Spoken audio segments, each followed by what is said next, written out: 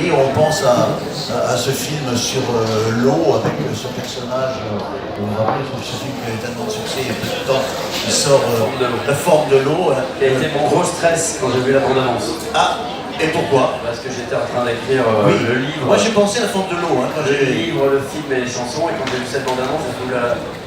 Et en fait, finalement, c'est très éloigné. Enfin, évidemment, il y a un point commun, parce qu'il y a quand même l'histoire d'amour entre une créature magico-aquatique et un être humain, mais après, c'est la tonalité pas vraiment la même. Alors, bien entendu, dans toutes les légendes du monde à peu près, il y a des histoires de sirènes. Hein. Les sirènes attirent les marins, ils disent en c'est quelque chose. Les sirènes sont des êtres soit aimables, soit qui cachent la perversité derrière la beauté et qui ont comme souci de perdre les hommes. Votre sirène parisienne, elle est dans les néons, là presque, c'est une belle amoureuse. Comment est-elle votre sirène? Elle est surtout très très dangereuse en fait, parce qu'elle a été persécutée toute sa vie. Du coup, en fait, elle a développé un système de défense avec sa voix. Donc elle fait tomber amoureux les hommes et les femmes d'ailleurs, en les charmant avec sa voix, et leur cœur explose au bout de seulement 3 jours. Sauf que par contre, c'est l'ultra-féminité, c'est la femme la plus désirable au monde, à peu près. Donc elle a un principe de danger assez ultime. Et alors, dans votre histoire, elle va rencontrer quand même un homme dont on n'a pas envie que le cœur explose? En fait, le personnage principal, et c'est ce qui m'intéressait de le mettre dans les bras d'une sirène, c'est que lui se croit complètement immunisé face aux sentiments amoureux. Oui. Donc, il pense qu'il peut vivre sans, qu'il peut vivre en se protégeant, parce que c'est une réaction d'orgueil. Il a été blessé, il a été quitté, donc il se dit que bon, il est plus prêt pour toute cette joie, et il est encore moins prêt pour le revers de médaille de cette joie. Donc il se protège de tout, c'est comme... Voilà, c'est la question du deuil. Il pense qu'il a une carapace contre le sentiment. Bah, il pense même, c'est même pas qu'il a une carapace, il pense qu'il est plus fait pour et que ça ne lui arrivera pas de toute façon. Sauf que, effectivement, des fois il y a des surprises et c'est le but des histoires et des histoires de vie. Et ça m'intéressait de lui mettre une sirène, donc ce qui peut lui arriver de pire et de mieux entre les mains. Et pourquoi Paris? Pourquoi choisir le cadre de Paris alors? Parce que j'habite, c'était pratique. C'est pratique pour les descriptions. C'était pratique, non, c'était pratique parce que il y avait cette crue en 2016 qui était quand même assez extraordinaire. Allez, bisous, salut. On va lui faire une petite ovation quand même. Hein. Ouais. Et en fait, j'étais impressionné par cette crue géniale. C'était extraordinaire de voir les routes qui plongeaient sous l'eau, de voir des animaux qui se mélangeaient aux voitures. Il y avait tout, c'était un côté complètement irréel, un petit peu comme quand il neige à Paris. C'est un petit peu la même chose. On dirait que le temps s'arrête et que la poétique de la ville gagne 2-3 crans tout d'un coup. Et puis après, bon, le jour se lève et puis il y a les voitures qui arrivent et tout redevient un peu moins marrant. Mais il y avait quelque chose là, et surtout on avait trouvé un poisson-chat énorme, grand à peu près comme un homme, enfin comme un petit homme comme moi, on a 1m66 et demi. Et du coup, je me suis dit si à la place c'était une sirène et qu'elle soit extrêmement dangereuse, et ben ça fait un début d'histoire que j'ai envie de raconter. Donc j'ai tiré la bobine comme ça, j'ai commencé à avoir envie de faire les chansons du personnage principal parce que je avais fait un chanteur. Et puis j'avais envie de le lier intimement avec la voix de la sirène, que ça soit à la fois ce qui le charme et ce qui est la dimension la plus dangereuse pour lui. Donc je suis parti comme ça. Oui, c'est vrai que la voix c'est très important. Hein. Le chant des sirènes, etc. Vous avez repris ces classiques. Est-ce qu'elle, cette espèce de pouvoir qu'elle a, vous avez dit qu'elle avait beaucoup souffert, elle le considère comme un moyen de vengeance ou comme une malédiction? C'est une bonne question. Ça va être en 2 temps dans l'histoire. Au début, c'est même pas un moyen de vengeance, c'est de l'autodéfense. Elle n'est pas là pour aller tuer des hommes. C'est juste que quand elle est approchée, pêcheurs ou autres, les gens qui veulent la pêcher, les gens qui veulent la pécho, ça arrive aussi. Elle peut se défendre avec cette voix qui est une arme mortelle, de séduction mortelle. Ensuite, quand elle va rencontrer ce Gaspard, qui lui va tout simplement par bienveillance essayer de l'aider, essayer de la sauver parce qu'elle est blessée sur le bord et qu'elle est échouée sur les quais de Seine, elle va se rendre compte que c'est une malédiction. mais elle va s'en rendre compte un petit peu trop tard. Et après, l'histoire raconte de comment on se débrouille des malédictions et des choses impossibles. Alors, c'est un roman fantastique. Vous diriez que c'est un roman Merci. fantastique? Merci, Oui, c'est très gentil de dire ça. c'est vrai, c'est vrai. C'est un roman fantastique, du genre fantastique. Oui, alors moi j'ai pas essayé de faire un roman de genre. Oui. D'ailleurs, je sais pas si je saurais le faire en fait, de faire un exercice de style. Alors, tiens, je vais faire un livre de fantastique ou un livre ou un film de sirène ou un film de vampire ou un livre. En fait, je sais pas trop. En fait, j'ai essayé de raconter ce qui me traversait le plus émotionnellement. C'est toujours autobiographique d'un point de vue émotionnel. Et après, je prends avec les outils qui me plaisent, quoi. Comme si je fabriquais des meubles, et ben je prendrais le bois qui me plaît le plus. Et dans le bois qui me plaît le plus, là, il y avait cette histoire de sirène. Donc après, finalement, ça fait un truc fantastique. Bah, très bien. Moi aussi. Mais en fait, disons que c'est pas que je veux absolument échapper aux étiquettes, c'est qu'en fait, je le fais pas comme un exercice en essayant de. Alors après, ça donne ce que ça donne. Et moi, ce que j'avais vraiment envie, c'est que ça se passe dans le réel et qu'il se passe quelque chose d'extraordinaire dans le réel et qu'on ait ce contraste. Il y avait une cocasserie avec ça aussi, avec un personnage qui ramène une sirène dans la baignoire, qui lui fait des poissons panés, qui l'amène dans un aquarium. En fait, moi, ça me faisait rire. Et quand ça me fait rire à moi, ça me donne envie de travailler pour essayer de le partager. Donc c'est à ça que j'ai travaillé. J'ai vécu Sirène, et c'est encore le cas, 24 heures sur 24, parce que j'écrivais les chansons du personnage, le film, le livre en même temps. Donc j'étais tout le temps là-dedans. Tout le temps dans cette histoire, tout le temps avec les personnages, sans jeu de mots, en immersion totale. Et c'est ça que j'aime, c'est comme apprendre une langue. Et le fait d'imaginer le film, d'écrire les chansons du personnage et d'écrire le livre en même temps, c'était pas forcément évident pour les proches parce que j'étais vraiment dedans tout le temps. Et là, je vais tourner le film cet été. Là, l'album est terminé. On fait une douzaine de festivals avec le groupe, dont les Nuits Carrées le 29, à Antibes à côté. Et du coup, tout se lit tout le temps, mais c'est un peu intense. Alors, bon, la thématique de ce festival des livres de Nice, c'est le cinéma et la littérature. Vous êtes en plein dedans. L'idée du film est venue en même temps ou comment ça s'est passé? Tout de suite, en fait, dès que j'ai eu l'idée de cette sirène qu'on trouvait sur les quais échouée, j'ai eu envie d'en faire le film. Je me suis dit, je vais écrire le livre, parce que le livre, c'est qu'il y a toujours le premier étage de la fusée. Il n'y a pas quelqu'un qui va me dire, ouais, mais tu vois, la queue de la sirène, ça va coûter tant. Ah ouais, mais le comédien, il n'est pas libre, parce que tu crois que machin. C'est en fait, si j'ai envie, c'est de travailler la nuit, d'être tranquille, et de faire ce que je veux, je peux le faire. Et si j'y arrive pas, c'est que de ma faute. Je vais pas dire, ah ouais, mais le son, ça allait pas. Et il n'y a aucune excuse quand on écrit. Donc vous avez écrit le livre quand même dans l'idée d'une adaptation cinématographique. Très rapidement, j'ai eu l'idée, et quand j'ai eu l'idée, j'ai eu envie d'écrire le livre, et dès que j'ai commencé à l'écrire, en fait, c'était tellement visuel dans ma tête que j'ai eu envie de voir les images. Donc je me suis dit ça, et au début, en fait, il n'y avait pas de disque. Je m'étais dit que je ferais de la musique, bien sûr, mais il n'y avait pas forcément de disque. Et le personnage principal était fan de country music, de folk américain en western. Et donc je le faisais reprendre Johnny Cash ou des chanteurs qui moi évidemment me plaisent, parce qu'on se met toujours un peu à la place du personnage, en tout cas au moins principal. Et je me suis dit à un moment donné, je vais quand même, ce serait peut-être marrant, au lieu qu'il chante des chansons de Johnny Cash, parce qu'il y a toute une histoire où il y a un lieu qui a appartenu à sa grand-mère qui s'appelle le Flower Burger, où elle cachait des résistants pendant la guerre, et où ils avaient fait une société secrète qui s'appelait les Surprisiers. Et les surprisiers, c'était des gens qui au risque de leur vie, émerveillaient les gens, même en temps de guerre, surtout en temps de guerre. Donc, malgré le couvre-feu, ils sortaient, ils allaient cacher des livres chez les gens, ils escaladaient les façades et comme des Pères Noël cascadeurs, ils faisaient tomber des livres, des surprises, des jouets chez les gens. Et en fait, c'est une tradition de famille qui s'est perdue à la mort de la grand-mère. Et le personnage principal, lui, continue de jouer tous les soirs au Flower Burger pour que ce lieu continue de vivre. Et sauf qu'il jouait des chansons de Johnny Cash, Hank Williams au début. Et puis je me suis dit, je vais lui faire ces chansons. Et j'en ai fait une, puis deux, puis trois. Et puis j'ai proposé au groupe de dire, ça ne me dit pas que je fasse complètement, j'écrive l'album et on arrange des chansons ensemble. Et ça leur a plu, ça les a amusés. Donc on est parti là-dedans. Et ça fait 2 ans et demi, 3 ans que je me fais mon petit auto-chasse au trésor avec la sirène, les surprisiers. D'ailleurs, l'album de Dionysos, ça s'appelait Surprisiers. Et c'est tout un petit monde comme ça. Moi, ce qui m'intéresse, c'est de fabriquer des mondes. Dans le dernier film de Spielberg, il dit une phrase qui m'a beaucoup touché. Il dit, on n'est pas là pour fabriquer des lois, quand ils fabriquent son jeu vidéo, on est là pour fabriquer des mondes. Si vous fabriquez des mondes, bah, c'est magique parce qu'on rivalise avec la réalité, c'est pas pour y échapper, c'est pour proposer quelque chose d'autre, c'est une alternative.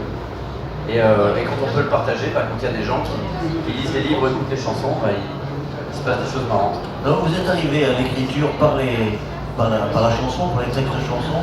Oui, exactement. C'est ça. Enfin, avant, j'écrivais déjà des petits textes avant même de penser que ce soit des chansons un jour. J'écrivais des petites histoires quand j'avais 15 ans, quoi. Mais je ne savais pas jouer de guitare, je ne sais pas. J'aurais pas eu la prétention de dire un jour, moi je serais écrivain ou réalisateur.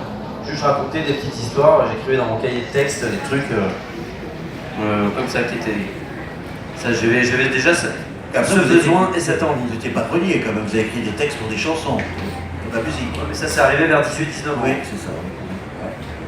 Et ensuite, bon, ce que vous faites, c'est quand même quelque chose d'absolument complet qui est en plein accord avec la thématique, la chanson, la musique, le personnage, le film et le livre. C'est vraiment touche à tout, là, c'est formidable.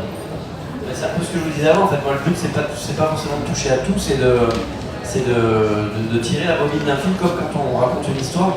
Sur le chemin d'une histoire, on va rencontrer un personnage, il va se révéler plus ou moins d'une certaine manière. Sauf que bah moi du coup, comme j'ai mon passif amoureux avec la musique, et ben du coup la musique est très présente. Du coup je fais des chansons pour un personnage, et puis j'ai fait un film d'animation aussi. Et moi j'avais fait des études de cinéma en fait. Ma passion elle est complètement équilatérale entre les livres, les disques et les films. Donc ça a tendance en fait à voyager entre les trois, mais je ne fais pas exprès, je ne me dis pas à chaque fois il faut absolument que je fasse un livre, un disque, un film. Absolument, le but c'est d'explorer. C'est comme sur la manière dont je fais mes livres, je fais des plans et je les respecte jamais. Mais par contre j'ai vraiment besoin de les faire. Si je ne les fais pas, je suis un peu perdu. Mais si je les fais, je sais exactement où je quitte la route. Et je pense que c'est le moment le plus intéressant comme quand on est en vélo et que le GPS vous dit, sauf que là le GPS c'est mes émotions, vous dit vous avez quitté la route. Nous allons recalculer votre itinéraire. Et à recalculer votre itinéraire, c'est là qu'on raconte une histoire. Alors dans ce festival, on va rendre hommage, on a déjà rendu d'ailleurs à Michel Legrand, qui a sauvé Macha Meryl. Alors j'ai une anecdote marrante. Oui, je vous en prie. Hier, ils nous ont amené donc dîner dans ce fabuleux studio de la Victorine. Il y a une histoire que je ne connaissais pas, qui est quand même géniale. Il y a plein de films que j'adore qui ont été tournés là-bas, je ne savais pas. C'est assez magique et je me suis retrouvé dans le bus à côté de Macha Meryl à discuter de climatisation. Donc, il faut savoir que Macha Meryl n'aime pas du tout la climatisation et j'ai réglé sa climatisation. Et je trouvais ça très poétique de pendant 20 minutes régler la climatisation pour Macha Meryl. Et je crois que c'était mon moment préféré de la journée. Pour vous dire qu'il y a des films qui ont une dimension supplémentaire par la musique. On se rappelle de certaines musiques de films et qui accompagnent l'image. Pour moi, enfin, les films que je préfère, la musique c'est le narrateur omniscient. Que ce soit dans les films de Sergio Leone ou Jim Jarmusch ou Wes Anderson, la musique en fait elle est indissociable de la mise en scène et des personnages. Même il y a des thèmes par personnage. Moi quand j'ai commencé à faire les chansons du Sirène à Paris, il y avait toujours des bouts de chansons, je me disais ça va faire le thème de Gaspard, ça va faire le thème de Lula, ça va faire le thème de Milena tout le temps en fait. J'aime bien fonctionner comme ça, avec des scores comme dans les westerns. J'ai une petite obsession pour les westerns, c'est le côté grands espaces, liberté folle qui me tient. Oui, oui. Le film il sort quand même. Alors déjà on le tourne à partir du 19 août. Oui. Il sortira, si tout va bien, en début 2013. Moi j'aimerais bien qu'il sorte le 14 février. Ce serait marrant. Pourquoi le 14 février? Parce qu'il y a un petit truc qui s'appelle la fête des amoureux. Ah d'accord, d'accord. Alors, la photo de couverture... la Saint-Valentin. Non, ça fait 100 ans. La couverture est vraiment très très réussie. Merci. En fait, on a commencé à faire ça pour le film, en fait, pour présenter le film à l'international. Moi, je dis non, moi je le récupère pour la pochette parce que c'est vraiment très très bien. Et on s'était beaucoup battus pour arriver à faire une. Mais ça, c'est les acteurs qui seront dans le film? Non, c'est pas les acteurs qui sont dans le film, c'est les acteurs n'étaient pas confirmés à l'époque. Donc, c'est deux comédiens superbes. Ah oui, c'est magnifique. Qui nous ont fait l'honneur de participer à cette couverture. Et on s'est beaucoup battu pour avoir une belle image comme ça, quand on n'a pas encore les budgets d'un film, etc. Et du coup, moi j'ai dit, bon allez, on récupère pour le livre, parce que je trouvais ça plutôt... Alors c'est plutôt classe. anecdotique, ça n'a rien anecdotique, mais on ne parle pas assez, à mon avis, dans les festivals du livre, de l'importance de la couverture. Bah, Il y a des c'est la livres façon de dire bonjour, c'est il y a des la livres présentation. oui, il y a des livres qui n'ont pas de succès à cause d'une couverture, on change la couverture, les gens sont attirés et le livre est remis à sa juste place. Donc la couverture est très importante. Mesdames et messieurs, est-ce que vous avez quelques questions à poser à Mathias Fanzieux, puisqu'il est parmi nous? Oui. Venez. Bonjour. Alors, moi je parle pour elle parce qu'elle est super timide et elle veut Ensuite, savoir. vous pourrez parler pour elle parce qu'elle est très timide aussi. Vous parlerez pour lui qui est très timide. Vous parlerez pour Mathieu qui n'est pas là. Qui n'est vraiment pas là. Faire ça aussi. Et elle vous adore, elle est fan de vous, de votre musique, de vos livres, Merci. depuis X temps. Et j'ai une question personnelle, et je pense que c'est la tienne aussi. Vous multipliez les métaphores, vous êtes hyper sur une figure de style. D'où vous puisez toute cette inspiration pour être un peu un magicien des mots comme vous faites? C'est très très gentil déjà. Merci beaucoup. Oui, c'est pas méchant. Mais en fait, c'est pareil, c'est la façon dont je vois les choses. En fait, c'est pas, je me force pas. C'est juste que peut-être que je m'entraîne. C'est comme un marathonien. Il y a un livre génial de Bancami où il comparait l'écriture et le fait de la course à pied. Et en fait, je crois que l'imagination, c'est un muscle. Et comme en fait, je la travaille beaucoup, et notamment, je l'ai travaillé beaucoup. Alors, j'avais déjà un terrain comme ça, hypersensible, hyperactif depuis tout petit. Mais dans les moments où j'ai eu des moments difficiles et des moments extrêmement joyeux, en fait, elle a été stimulée. Et en stimulant, en fait, j'ai encore travaillé plus. Ce qui fait que j'ai créé mon endorphine d'imagination et de création. Donc, la première fois que ça a été très très dur, c'est quand j'ai perdu ma mère il y a 15 ans. Donc, je me suis inventé un ami imaginaire qui m'accompagne encore dans les chansons sur scène et qui fait des retours plus ou moins tout le temps. Donc lui, il a fait un boost dans mon imagination. Et donc peut-être qu'il a créé aussi ce côté métaphorique. C'est avec lui que j'ai commencé à lier mes chansons et mes livres en premier. Et puis ensuite avec Jack et la mécanique du cœur, les films. Après, je suis tombé très très amoureux. Et là aussi, ça fait un nouveau boost. Alors c'était un boost inversé, c'était un boost de joie. Et puis ensuite, il y a eu une rupture. Donc là, il y a toujours le revers de la médaille. La joie, il y a toujours une addition qui se paye à un moment donné. Quand on prend, il y a toujours quelqu'un qui vous demande de rendre un truc. Et puis ensuite, j'ai eu une maladie un peu difficile où j'ai fait 11 semaines en chambre stérile. Où là, vraiment, j'ai dû être vraiment dans la question de la compensation. On dit souvent que l'art, c'est la compensation. Il y a un truc qui ne va pas, donc pour retrouver un équilibre, on travaille à créer ou à imaginer des choses. Et là, j'étais vraiment j'étais parqué pendant 11 semaines dans un endroit où on ne pouvait pas me toucher. Donc là, mon seul arpent de liberté, c'était l'imagination pour moi. Donc là, j'ai musclé à fond. Et non seulement j'ai musclé, mais en plus, j'ai eu une sorte d'addiction. C'est-à-dire que j'ai une addiction à vivre des choses très très fortes. Parce que même si je vivais quelque chose de très dur, humainement, avec les infirmières, c'était extraordinaire, avec mes proches, avec les gens qui essayaient de me sauver, c'était une aventure, j'étais Jack London, mais dans 4 mètres carrés, quoi. Et je me suis jamais ennuyé une seule seconde. Et je me suis jamais ennuyé une seule seconde parce que mon imagination, en fait, se musclait. Et quand je suis sorti de là, en fait, j'étais dans un état que j'ai appelé l'ultra-vie, où en fait, j'avais besoin de dévorer la vie tout le temps, besoin de plus d'amour, besoin d'en donner plus, besoin d'en recevoir plus tout le temps. Tout le temps. Et la seule cautérisation possible, c'était l'imagination. Donc en fait, voilà pourquoi ça prend des dimensions un peu fortes. Mon médecin m'avait dit, vous allez voir, quand vous allez sortir de l'hôpital, il va y avoir un état d'euphorie un petit peu particulier qui va vous attraper. Et puis après, ça va se calmer et vous allez revenir parmi les vivants. Et le joli problème que j'ai, c'est que ça a fait 4 ans et demi et que ça passe pas et que même pire, ça empire parce que je sollicite tout le temps ce muscle créatif et que du coup, je suis devenu, alors là, ça se voit pas du tout sur mon corps, mais en termes d'imagination, en fait, il y a des machines qui s'arrêtent jamais. Comme si j'étais un coureur de fond, mais qui ne s'arrêtait pas, en fait. Un peu un Forrest Gump, quoi. Voilà. Je pense qu'il a répondu à votre question. Est-ce que on a parlé des appareils, des mots, etc.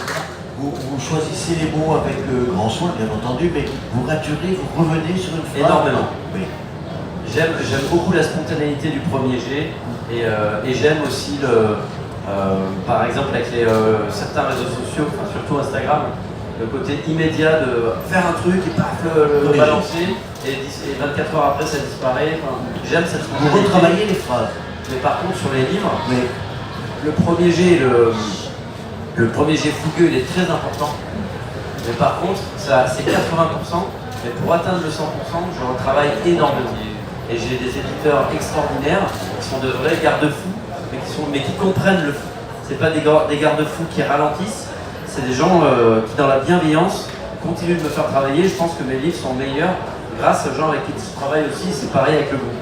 Alors, sur ce sujet, juste, un manuscrit, j'ai vu une fois un manuscrit de Flaubert. C'est absolument incroyable le nombre de ratures qu'il y a sur un seul mot et la façon dont il change le mot juste à arriver au mot précis qui Après, il y a pas de règle, il y a des gens qui retravaillent, il y a des gens qui vont très doucement, il y a des gens qui font tout au premier jet qui se relisent quasiment pas. J'ai vu le manuscrit de l'équipe des jours il n'y a pas très longtemps. Il n'y a pas tant de ratures que ça, quoi. C'est vraiment un flow, c'est un flow presque à la Kerouac, sous influence du jazz, comme ça, avec bien sûr il y a quelques ratures, mais c'est quand même très premier jet. Je crois qu'il n'y a pas de règle et peut-être que ça dépend aussi des livres. Mais moi c'est vrai que j'ai moins travaillé sur le journal d'un vampire en pyjama parce que c'était un journal, justement. Donc j'ai quand même retravaillé parce qu'il y avait des redondances et des jours que j'ai coupés, etc. Mais sur les romans, je retravaille beaucoup quand même. Mesdames, Messieurs, une dernière question, si vous avez une, madame. Merci beaucoup. J'ai beaucoup ri, même dans les moments tragiques, hein, oui.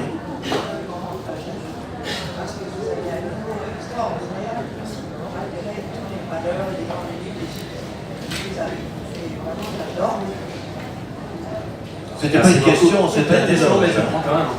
On peut faire une belle affirmation et une mauvaise question. C'est sûr. Une dernière question, alors. Juste pour répondre à votre question, je pense que j'ai emmagasiné l'humour, j'arrive à le ressortir parce que j'avais emmagasiné beaucoup de joie. Et que le fait de créer, d'avoir la chance de travailler à mon rêve tous les jours, dans les moments, parce que j'ai eu des moments difficiles, mais j'ai eu énormément de moments ultra joyeux. J'ai l'impression d'avoir vécu plusieurs vies déjà, j'ai l'impression d'avoir 150 ans à peu près, donc, et en même temps d'avoir 15 ans et demi.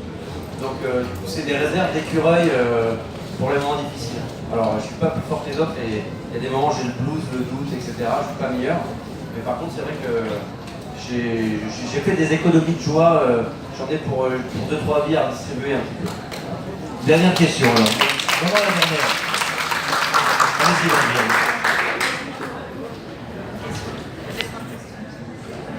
Parlez près du micro. Vous êtes dit qu'un personnage principal ressemble beaucoup à son auteur principal. Pour moi? Oui, pour toi. Pour vous, pas. Lequel personnage ressemble le plus? Et s'il y a des personnages qui aimés, Vous pouvez redire la question, on n'a pas entendu. En fait, la demoiselle me faisait allusion à une interview que j'avais fait où je disais que pour moi, le personnage principal doit ressembler à l'auteur. Mais moi, c'est-à-dire qu'il y en a qui écrivent en étant très loin, et ils ont raison, et il n'y a pas de règle. C'est comme pour les processus d'écriture, personne n'a donné de leçons à personne. On peut donner des témoignages d'expérience, mais chacun fait sa sauce comme il veut, comme il peut, surtout. Et moi, c'est vrai que j'ai besoin de composer les personnages, mais j'ai toujours besoin que ce soit un matériau composite, même les personnages secondaires. Mais le personnage principal, celui qui conduit la voiture, j'ai vraiment besoin, pas forcément qu'il me ressemble, mais que j'ai traversé les émotions qu'il a traversées. Et après, dans la question, c'était lequel est mon préféré dans mes livres. Ben, en fait, c'est un peu comme si si un jour j'ai la chance d'avoir des enfants et que vous me demandiez quel est votre enfant préféré. Alors, je les aime tous pareil, je les défends tous pareil, ils ont tous autant de défauts et de qualités, parce qu'en fait, c'est des parties de moi. Donc en fait, je vais m'engueuler avec des personnages, parce que quand on écrit un livre, il y a toujours des moments comme un voyage, où on va se retrouver avec de la pluie, du vent, où il fait noir, on est perdu et on a envie de tuer le GPS. Le GPS, pourtant c'est soi, hein, c'est soi-même. Et puis des moments où on est en amour et en vibration, et on est dans des moments un petit peu comme ça de sidération, d'arriver à fabriquer des choses et de faire naître des petites graines qu'on va balancer. Donc en fait, Je travaille mon rêve au jour le jour, c'est jamais gagné, c'est jamais perdu. C'est juste que tous les jours, on remet en jeu son titre de fabricateur de choses, quoi. Et ça se passe dans les livres, dans les chansons, dans les concerts, être là avec vous aujourd'hui par exemple. Et tous les jours, il faut travailler. C'est un truc d'ébéniste, c'est Sylvain Tesson qui disait ça. Je ne vais pas faire semblant que la phrase est de moi. Il disait l'écriture c'est l'ébénisterie. Et par rapport à votre question sur le retravail des mots, je crois à ça. Je crois qu'il faut beaucoup travailler et c'est pas un truc de laborieux, c'est un truc de passion. Et travailler au rêve, c'est quand même un privilège dingue. Donc la moindre des choses, c'est de s'arracher un peu, quoi. Merci à Mathias Langolieu qui nous a présenté le Sirène à Paris. En revanche, un guide incroyable.